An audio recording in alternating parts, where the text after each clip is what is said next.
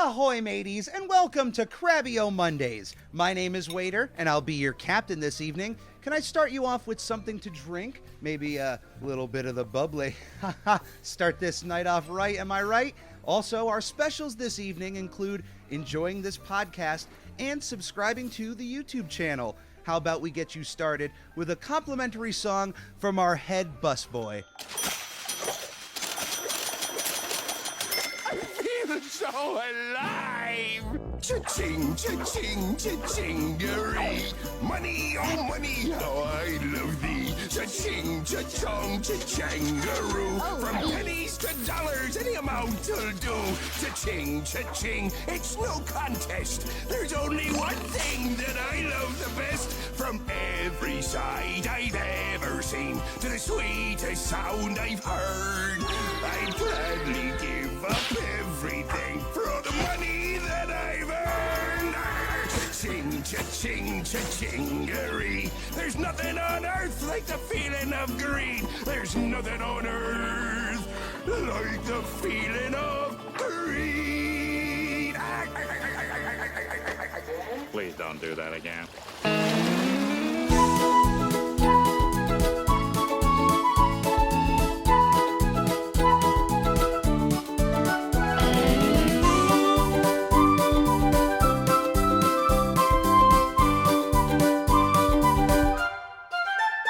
Ahoy, mateys, and welcome aboard to the most porous podcast you'll find along your travels of the tubes of the internet. I'm ready, a SpongeBob Squarecast. Welcome aboard to episode 140 of the Squarecast. I'm your captain, Captain Eric, and it's time for us to sell out, you know? As the great $1 million man Ted DiBiase once said, everybody has a price. Everybody's got a price for the $1 million man. Now, I have no plans on selling out anytime soon, but who really plans those things anyway? Famous last words, I won't sell out. Then all of a sudden, you're on commercials, you're in magazines, on ads. But what is selling out in its entirety? I just made reference to the music industry or advertisements. Selling out, at its core, is when you give up your beliefs for gain. And that doesn't necessarily have to be for profit, although most of the time when you're speaking about selling out or it's brought up in terms of entertainment, there is some sort of money being passed around. But you do not necessarily have to be paid to sell out. It's really about where your incentive is and what it is you're changing to get to that incentive. Here's one way that I look at it. All of us making art in this world, we are all on a road, a straight road that eventually finds itself at a crossroads, and that crossroads is profit. That's money that you can make. The closer you are to that crossroads, the more money that you can make from your art. There are some people who, when they see that crossroads, can turn right around and go back the other way, still maintaining their place on that street, but staying away from that profit crossroads. And there are others who will run directly towards that and stay on that crossroads for as long as possible. Now, wherever you may find yourself along your street of art and where you're moving towards, I don't know if that noise was caught on here. Something in the kitchen just sold out. Yeah, you hear that, Mr. Salt? You're a sellout! Staying with that street metaphor for one moment, alongside your street, you're going to have people lined up. Closer you are to the crossroads, the more people, and those people are cheering you on. They're supporters. Those are the people that are there for you and your art. And sometimes alongside those people, there may be others who want to help you even more and go, hey, I have a shortcut that'll get you closer to the crossroads. I have this contract here. You have to just sign this, and it says A, B, and C.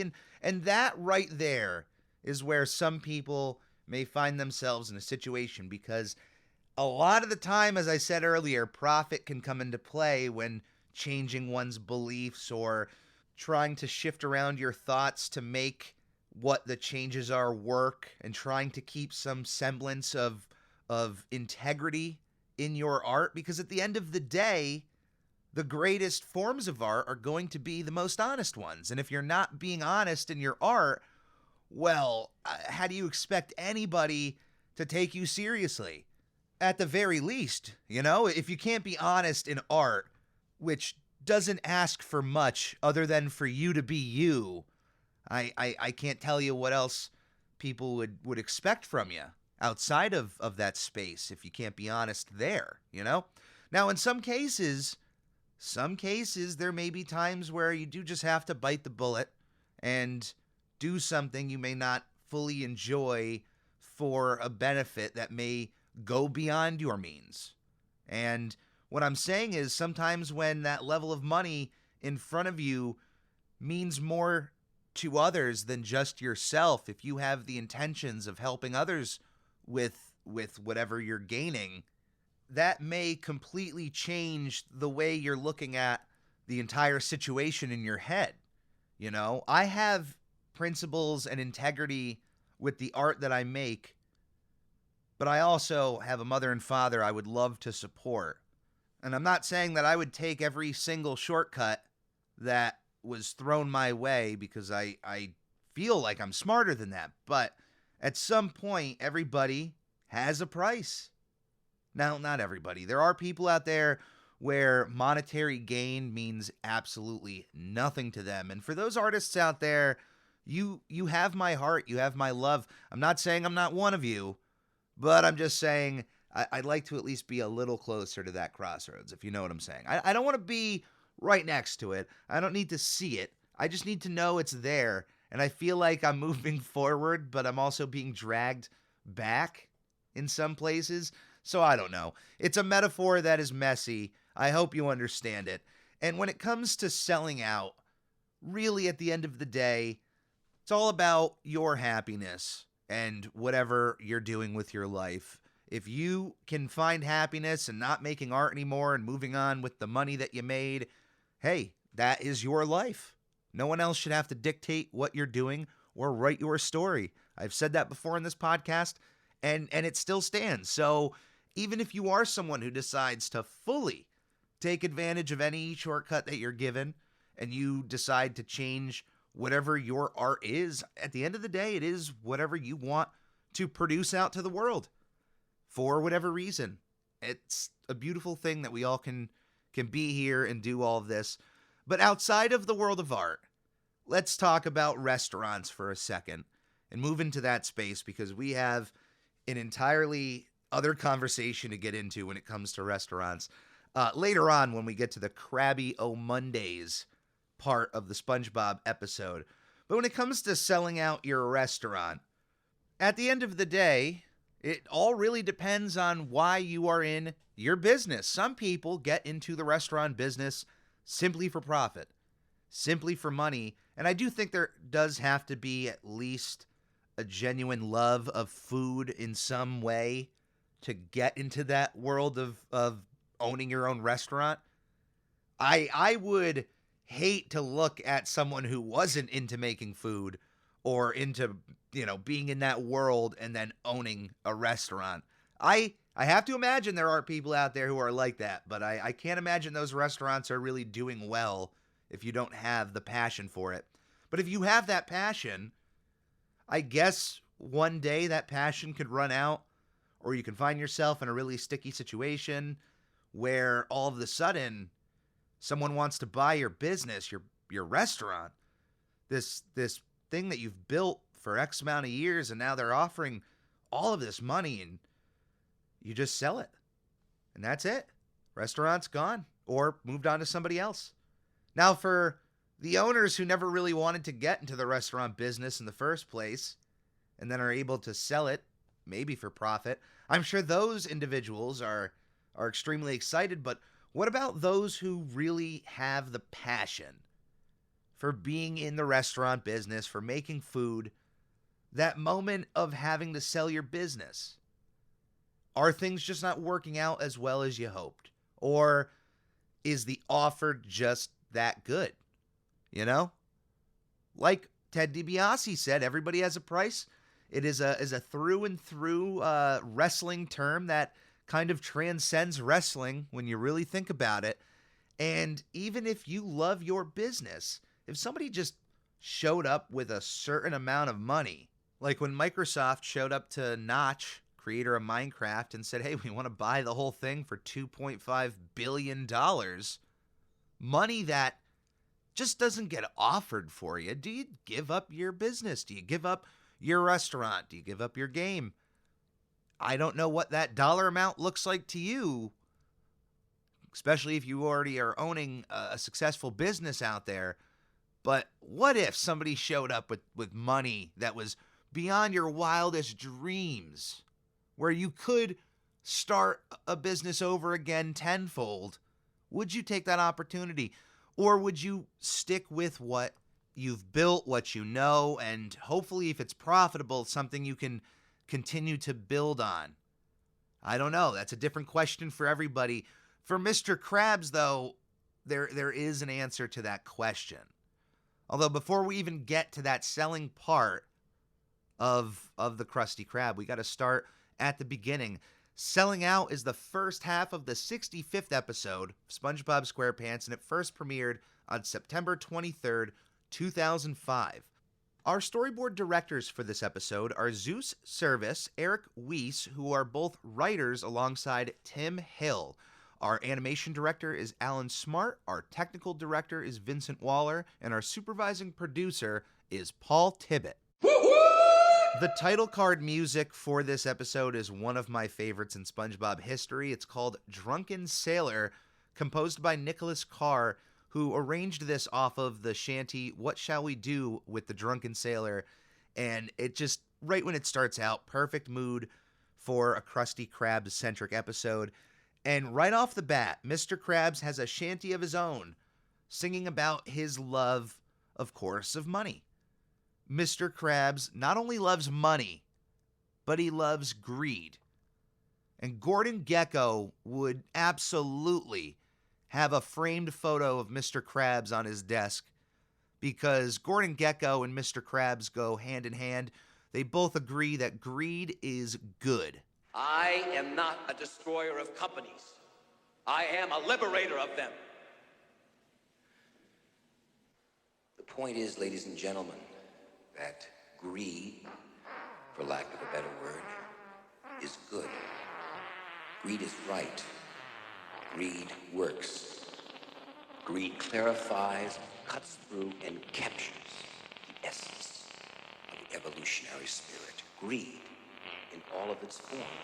Greed for life, for money, for love, knowledge, has marked the upward surge of mankind, and greed, you mark my words, will not only save Teldar paper, but that other malfunctioning corporation called the USA.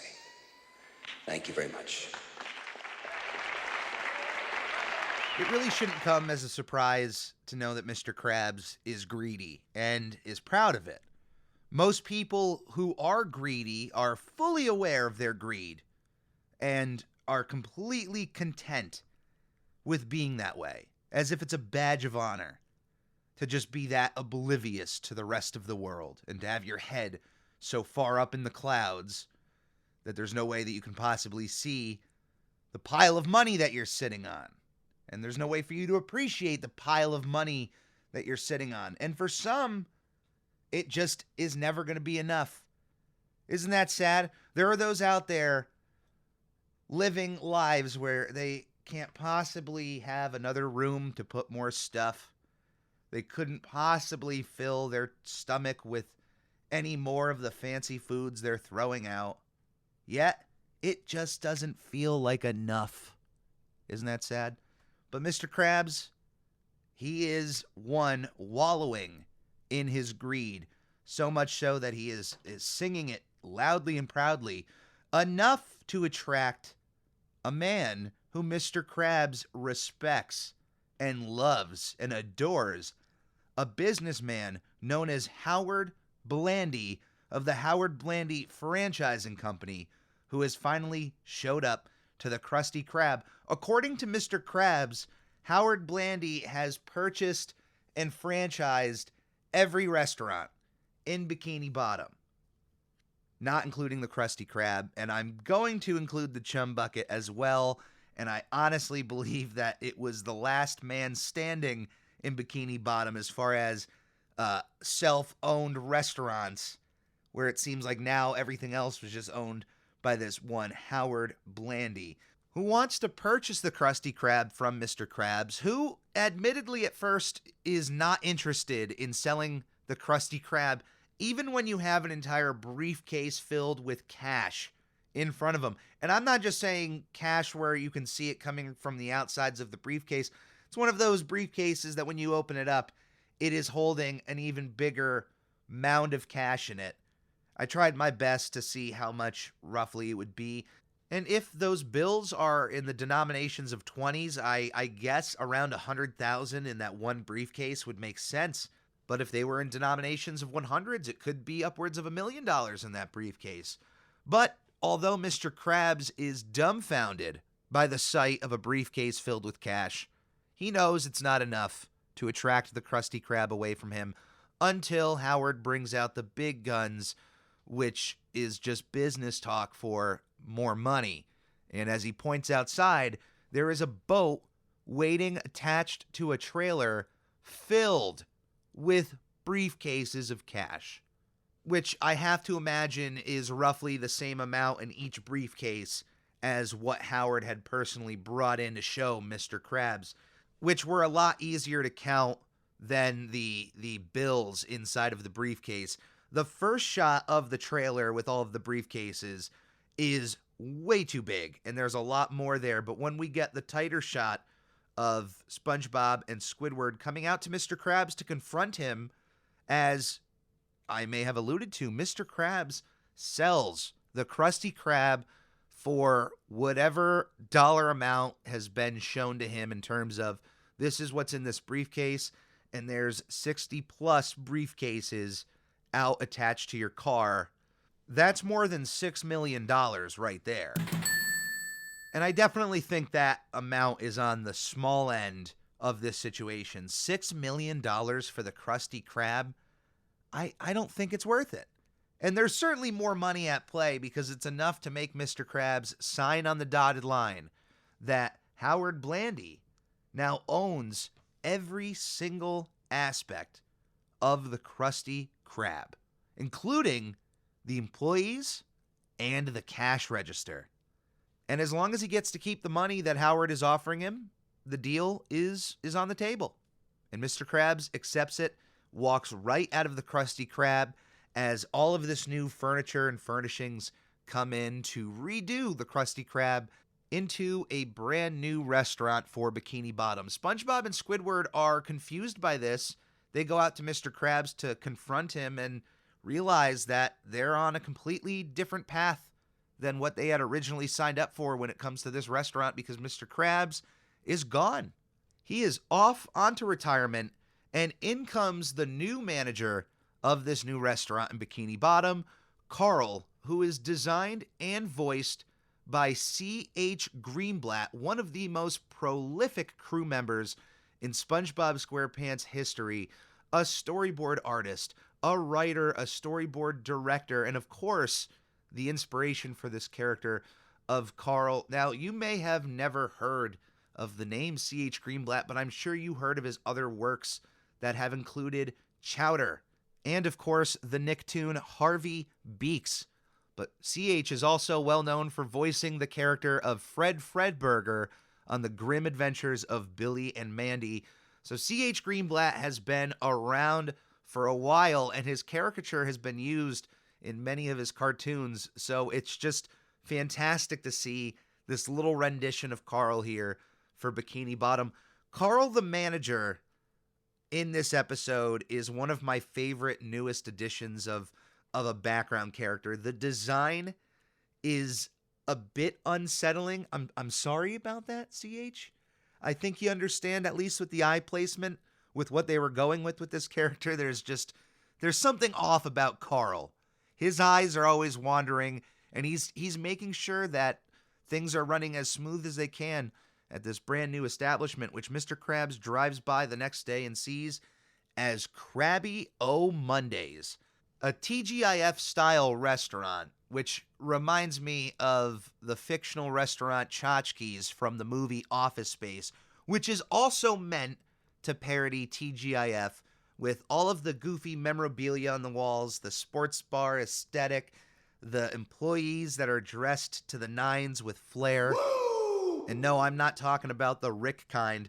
It is an establishment that is familiar in one way, and then you can also think that you have seen 1,000 places like this. Not only are there chain restaurants that have this kind of aesthetic in them, there are mom and pop restaurants that also follow the same kind of idea, although it could range on the kind of memorabilia you're hanging on the walls. You could have a place like Planet Hollywood where it's more movie props and pictures of celebrities who have gone to the restaurant. It could be Cracker Barrel, where the antiques on the walls are more of a certain era of Americana. And by the way, when I was looking up research onto the items on these walls, are they all real? Are they fake? I actually found myself to somebody who asked this question all the way back in 2002. Cecil Adams of The Straight Dope asked the question, where do chain restaurants get their antiques? And in speaking with the Cracker Barrel decor manager Larry Singleton, whose parents actually owned an antique shop which helped furnish the very first Cracker Barrel in 1969. As of the writing of this article back in 2002, the Cracker Barrel had 461 different restaurants in 41 different states, and each restaurant has roughly 1,000 items on its walls. The task of Larry Singleton is to essentially acquire antiques from around the country and keep them at this 26,000 square foot facility with over 100,000 different items that they go through and code and send out to different restaurants, change things on the walls. It is a massive antiquing effort, and it is not fake from the sounds of it. Now, in the same Reddit post in which I found that article from, there are those who claim to work for other companies that have fake products and fake memorabilia that comes from other places around the world and is then just hung up for the decoration purposes.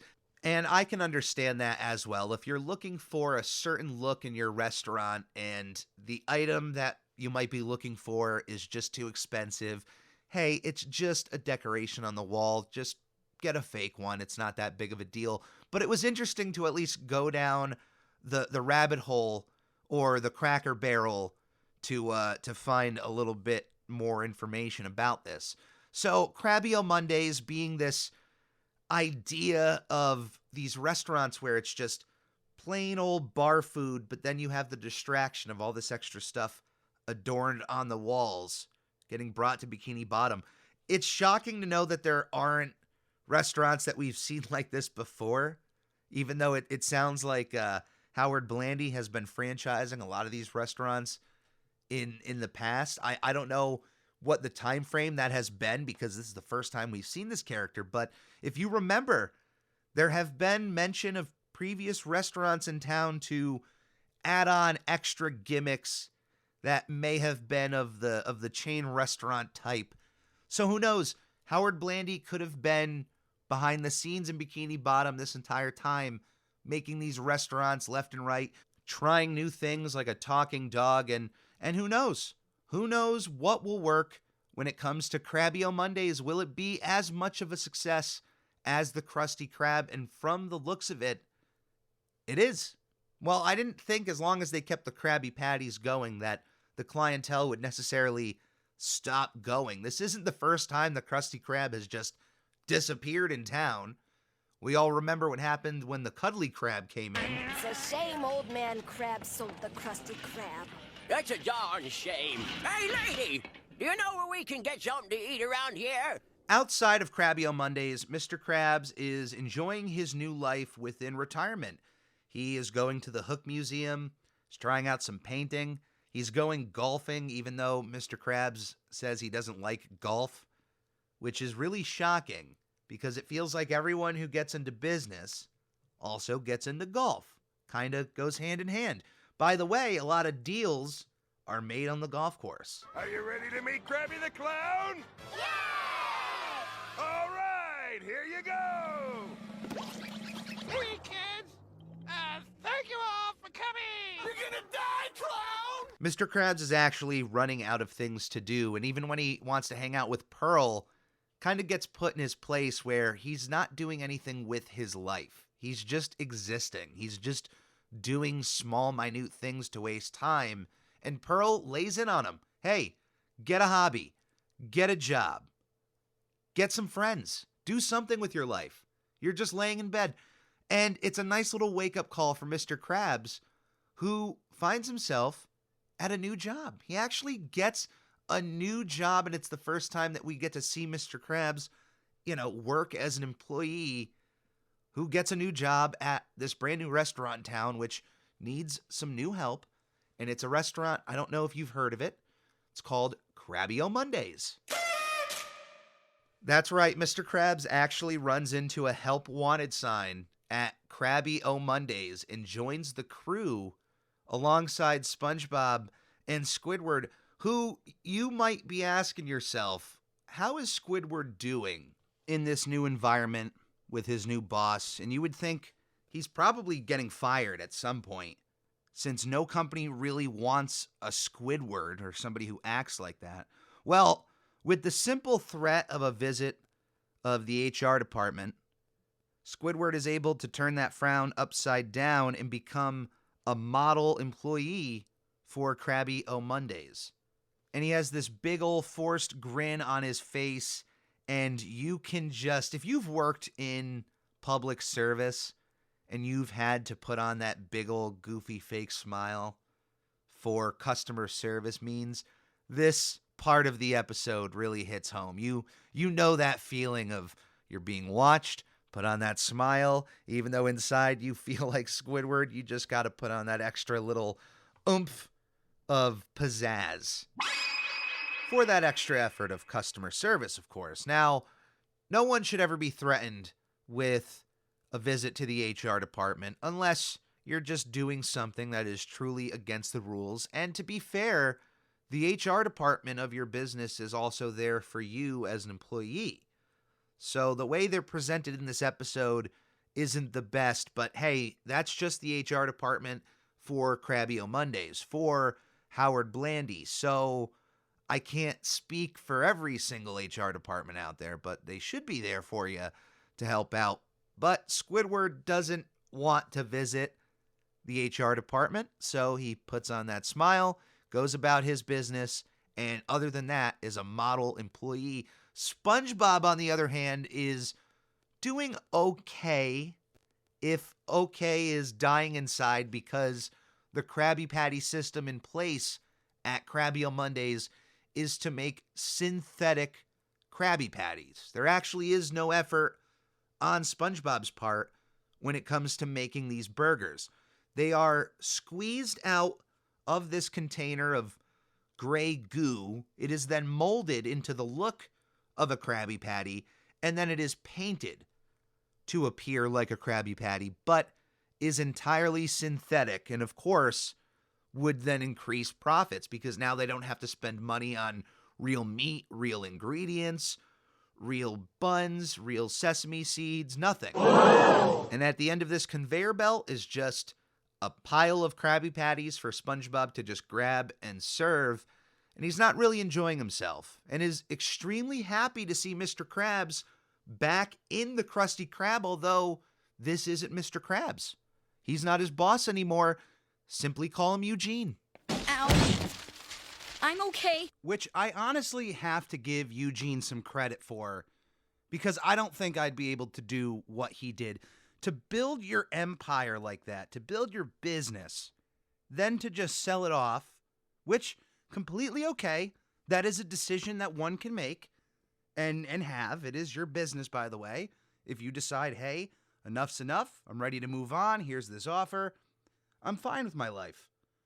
But to then go back and be an employee again for that new business, that's incredible. My hat is completely off to Eugene Krabs in this situation. I don't think I could go into a business I used to own and then just be an employee and see how things are being run differently. And not that it's just that it's different, but if you see something being done differently and it's being done worse, only naturally you're going to want to say, hey, there's a better way to do this. And it can just come right back in your face. Well, you don't own this business anymore, so tough. And why do you even want to be in that situation anyway? Why do you want to be anywhere close to that? There's got to be other businesses that Eugene Krabs could have worked at other than going to Krabby O Mondays. He could have gone to the Chum Bucket. That would have been interesting to see him help out Plankton, improve his business to actually compete against Krabby O Mondays. He could have worked at the Bargain Mart, could have worked at the bank. But nope, old Eugene went and picked up a job at the new Krabby O Mondays with Carl as his new manager. And Eugene here is the new busboy of the restaurant, since they have expanded business a little bit in the sense of just redoing the restaurant, adding more tables, automating the cash register, which, by the way, out of all of the changes done to the Krusty Krab, that is one of the main ones that is a contentious spot for the former Mr. Krabs, though he's now known as just Eugene. Just Eugene. He's no one's boss. Eugene here is just happy cleaning up the tables, taking all of the plates. He is not happy, though, to see Squidward and the changes that have been done there. He does not like the peppy, happy Squidward, who very much seems like there's like a sniper shot of eyeballs looking at him at all times. I feel like I have seen employees in restaurants like this where, not that it comes off unnatural, because it does, but that's not what I mean. It's like they know they're being watched in some way, and the way they're coming across is just so robotic. It's nice, but it's I don't know. It's tough to explain. There's a difference between an employee who might come off a bit robotic in their greetings and just their customer service, and then there's another layer to that if somebody just feels like maybe they are on thin ice, so they're just being extra careful in everything they're saying. And I've seen it before, so the feeling of HR or even somebody like Carl lurking in the shadows, watching over your shoulders, they micromanage at a lot of chain restaurants. That's something that can happen. And it's not even really the fault of the manager in those situations. For somebody like Carl to be looking over his employees' shoulders here at Krabby O Mondays, because a lot of the time he has somebody looking over his shoulders, making sure he's doing his job, and it's just not necessarily seen at, the busboy or the cook or the server level in a restaurant. Because, it's just sometimes in these chain franchise kind of places, the hierarchy, it's just you're always looking over your employees' shoulders. And at least if you have a good relationship and you're good at your job, you shouldn't have to do that. Micromanaging never works. There's always positives, sure, you can find with micromanaging, but the overall consensus, I will tell you, on both sides of that fence, is micromanaging just doesn't work. Being a Carl, being like super, you're ready to pull the rule book at every single second, follow the rules, absolutely. There's just something off here that Squidward is portraying, and Eugene can pick up on it. And he's not wrong. He is absolutely not wrong. Squidward goes as far as to even hide a help me note inside of the employee handbook when he tries to remind Eugene of some of the new rules inside of Krabby O Mondays. Hey fellas, what's going on over here? Oh, hey, Carl. I was just reminding Eugene of Article 24, Section 3 of the Employee Handbook. Cut the chatter and pick up a platter. Good job, Squidward. What have you done with the real Squidward? The less you know, Eugene, the better.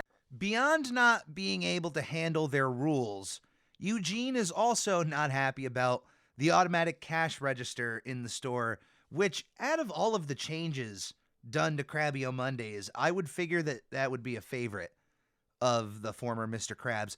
Given his pettiness, the greediness of him, hey, you don't have to pay somebody to stand behind the register and open it up. Now, it is expressed earlier in the episode that Mr. Krabs has a specific love of just opening up the cash register, having that drawer open up, seeing all the money, closing it, but then just popping it open again. Now, that is a pretty awesome thing to happen, but it's not like Mr. Krabs is behind that register all day. It's mostly Squidward. And honestly, although we love Squidward as a character, we don't love Squidward as a customer service representative, and we wouldn't want to deal with any Squidwards at any point in time. I will tell you, as someone who has worked with the public on plenty of occasions, there are days where you can feel like a Squidward, and it's hard to hold that back because we're all people. We're dealing with our own personal stuff in life, and sometimes there is just spillover into your professional life, and you might come across like a Squidward to other people. So based on a single interaction, it's really not fair to label somebody as a Squidward. But after a certain amount of times, after a certain amount of chances, if it is just a constant Squidward experience, you got to call a spade a spade.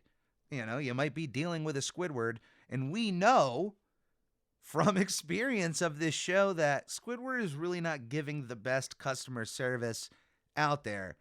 So beyond the automatic cash register, I imagine there has to be some sort of automatic ordering system, which is available in many fast food places today, where you can just walk in.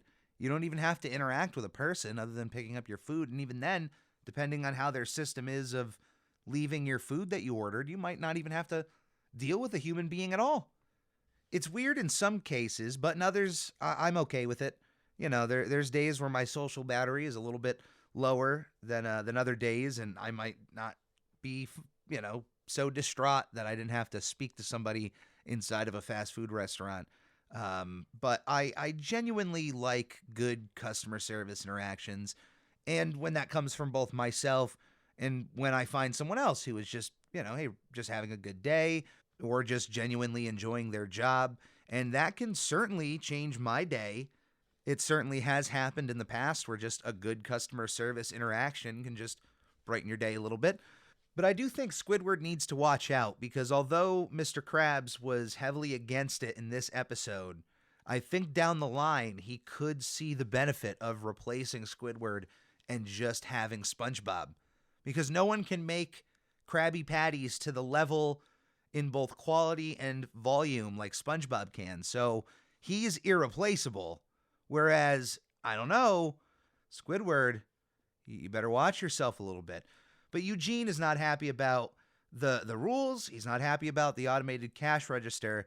And when he comes across the synthetic Krabby Patty machine, this is where he has a line in the sand, and Krabby O Mondays has passed it. And this is the redeemable factor of Mr. Krabs. If anyone ever asks the question, how could this character who is so greedy, so in such a negative aspect, so greedy in the worst ways possible, how can he be redeemable?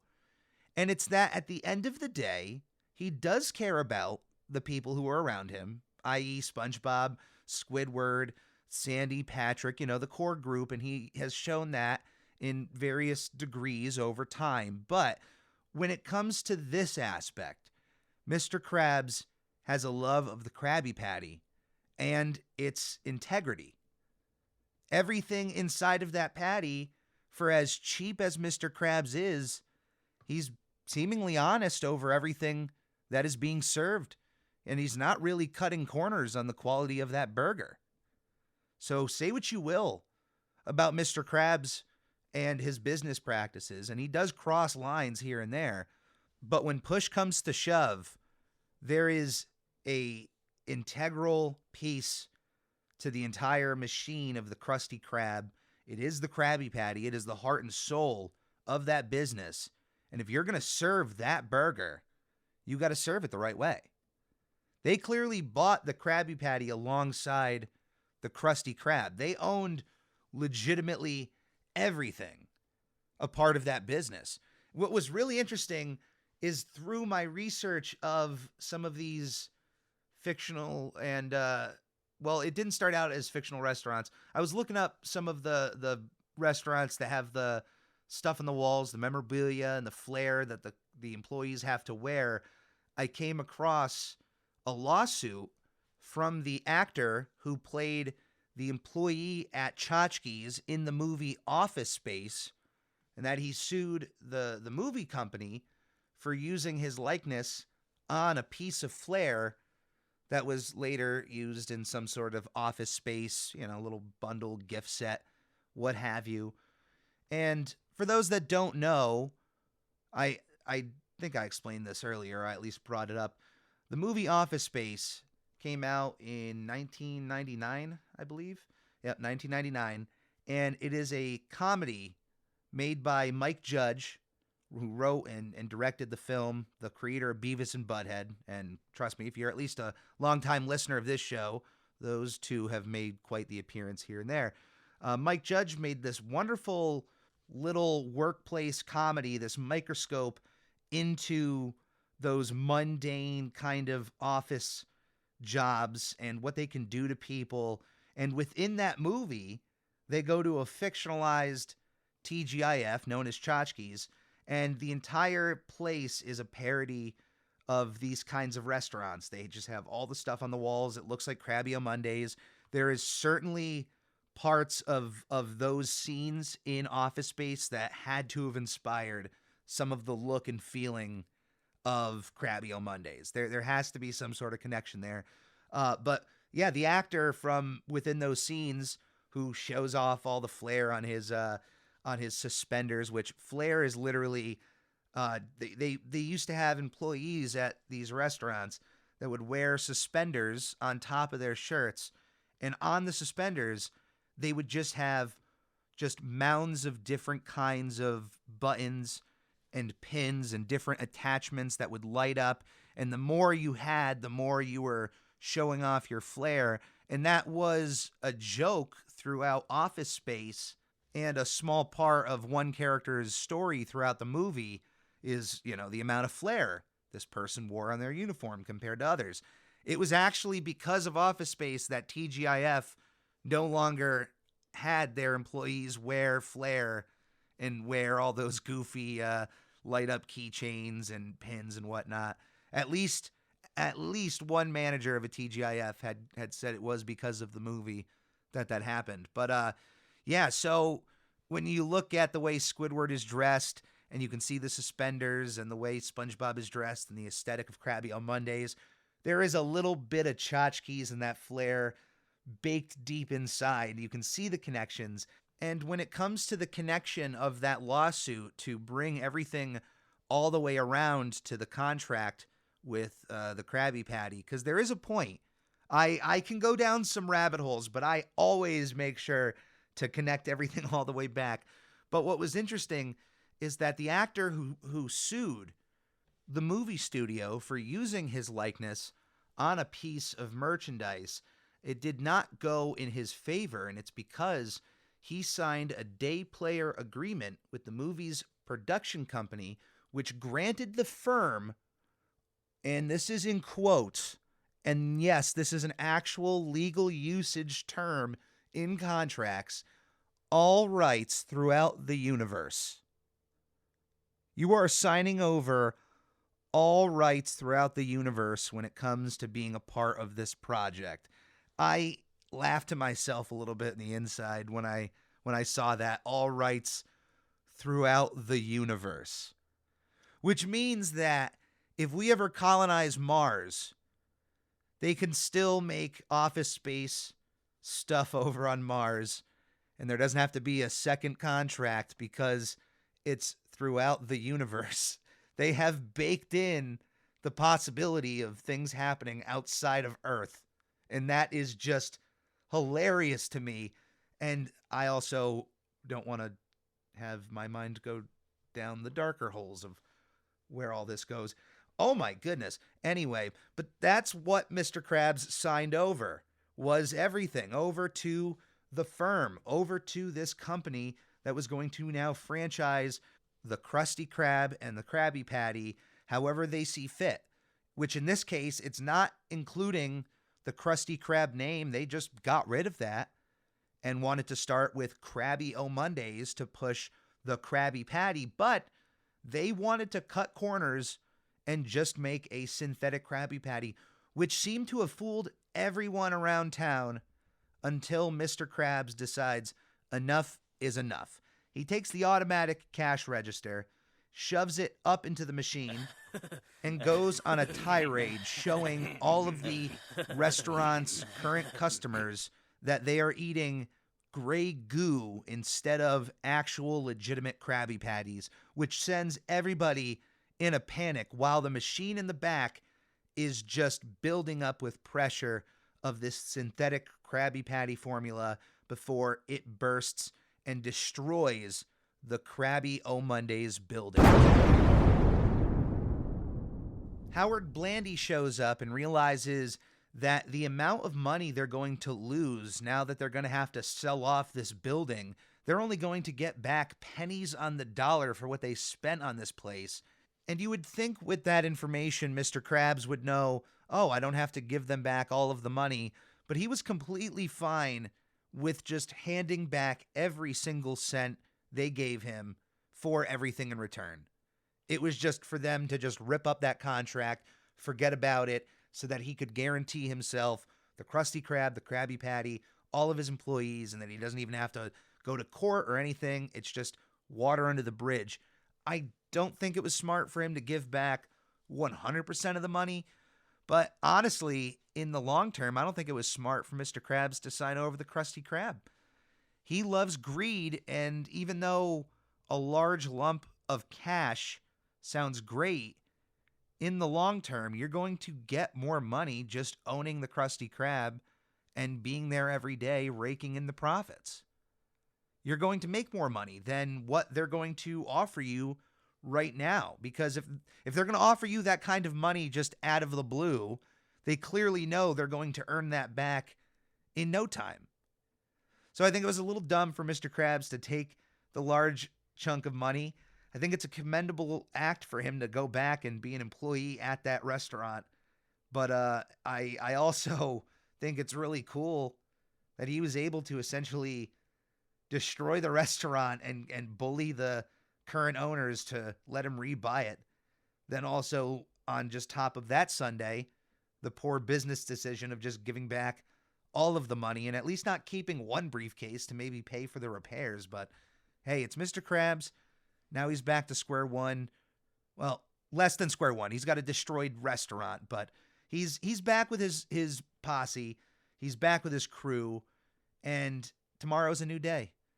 And that is the story of selling out. I really enjoy this episode. It might be one of my favorite Mr. Krabs episodes because it shows off the best and worst of Mr. Krabs in one episode. You get to see him brag about his love for money, his love for greed, to the point that he writes an entire shanty about it. You get to see him sell everything he loves for a massive wad of cash, only for, at the end of the day, for you to realize that even when it's money being offered to him, it is not worth taking away the integrity of the Krabby Patty and what that ultimately means to Mr. Krabs. He could be the greediest person underwater, but there is still a soul inside of this Krabs. If you're an artist out there in any way, doesn't have to be painting, drawing, could be podcasting, music, could be movie making, if you're making videos for YouTube, if you're making Let's Plays, video games, whatever. If you're an artist out there, don't let anybody tell you what you should do with your art, with your life. Everybody's allowed to make decisions. And sometimes we can make decisions later on that we would never thought we would make. I want to bring up one example that I found when it comes to selling out. And it comes from the mouth of somebody who I have followed almost my entire life. And when it comes to a comedic level, he is like my gospel, and I'm talking about the one, the only George Carlin, who back in 1996 had made some comments about certain commercials for the telecommunications group MCI, a group that he would later appear in commercials for. And in 1999, when bringing up this dichotomy of having to or deciding to be a part of something that you once deemed, disgusting, or all of the negative verbiage he used against it, he simply said, you got to figure this out for yourself when it comes to life, and admitted in later interviews that it was due to money he owed, which was the purpose to then appearing in commercials. And on one side of that coin, you can point to that situation and go, yep, that is selling out 100%. There's no other explanation. You're not allowed to have any sort of other side to this situation. And what do you know, when you take a step and you look on that other side and you go, wow, there was an actual reason for this. And even though, hey, it might go against jokes and statements that he once made, we don't get to decide the financial situations that we find ourselves in. We don't get to decide the financial situations that we find our friends and families in that we want to help out. So when those decisions are made, sometimes you have to make them for more than just yourself. And if you make those decisions for more than just yourself, it is something that sits with you. And you can't, say that every artist doesn't think about that decision and maybe the different directions that they would go in, other means of finding, that profit without taking those shortcuts, or whatever parts of their artistic integrity that they had to change to make things happen. At the end of the day, though, when it comes to the artist of Eugene Krabs, he does have the integrity of his art, which is known as the Krabby Patty. If you are honest with yourself and with what you're making, just that's all you can be. And if it's worth it, there will always be money to be found. Maybe not today or tomorrow, but at some point in time, the cream rises to the top. I'm the tower of power, too sweet to be sour. I'm funky like a monkey. Sky's the limit and space is the place. That is going to be it for this week, mateys. Thank you for joining me. And by the way, when you sit down at Krabby O Mondays, the opening line for the server is Ahoy, mateys. So without even knowing it, I already have my foot in the door to be a server at Krabby O Mondays. But I don't need Carl looking over my shoulder. If you would like to write into the show, you can. You can email me at spongepodpodcast@gmail.com. I already have some questions bankrolled in for a few future episodes. So if you have any questions about SpongeBob SquarePants, or if you would just like write into the show, let me know your thoughts, any suggestions. All of it is always appreciated. I can't say enough good things about the Ready Crew. If you would like to find me on social media, you can. On Twitter at I'm Ready Podcast, on Instagram at SpongeBob Podcast, and you can also search up the Captain Eric YouTube channel using our new handle, youtube.com/@thecaptaineric. The Captain Eric. Unfortunately, generic @CaptainEric was taken. I don't even know this guy, and as far as I'm concerned, it's Highlander rules in my house. You find me at Captain Eric. There can only be one. youtube.com/@thecaptaineric. And if you would like, check out my other podcast, which releases every Sunday, This Week in Nickelodeon History. You can find that on our YouTube channel or on most conceivable podcasting platforms. Please share that show around, and please share this show around. If everyone could just bring another member onto the Ready Crew, I would be eternally grateful. I just want more of you here. I enjoy talking with you guys, and any of our discourse through the YouTube comments are some of the highlights of my day. So thank you from the bottom of my heart. If you would like to support Captain Eric beyond any of the social media ways, you can check out my shop at the Redbubble link, either in the podcast description or in the description on any of my socials. You can find many logos associated with any of the podcasts I make, including the new Captain Eric generic logo. You can put that logo on a multitude of different products, so even a small sticker, slapping that on your water bottle, taking a picture, and showing it of me makes my day. I love you guys. Thank you so much. And as always, ladies and gentlemen, please stay safe, be kind to one another, and come aboard again to another episode of I'm Ready, a SpongePod Squarecast. With the Krabby O Mondays spirit. Now, Squidward, you wouldn't want to have to talk to human resources. Would you? So, what's our motto again? Sincere service with a smile.